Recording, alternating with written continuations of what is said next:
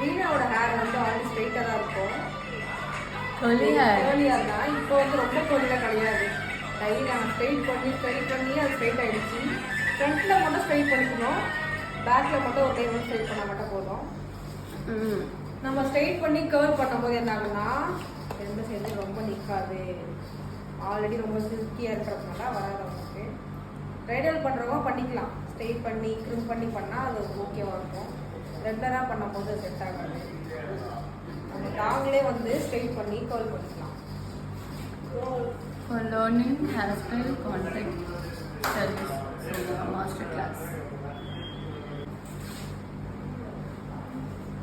பண்ணும்போது வந்து ரொம்ப வந்து வால்யூம் அதிகமாக எடுத்தால் ஹேர் திக்காக எடுக்கக்கூடாது. திக்காக எடுத்தால் ஹேர் வால்யூம் வரும். லேயர் வந்து சிறுக்கு தந்தால் மட்டும்தான் நம்ம வந்து நல்லா வால்யூம் கிடைக்கும்.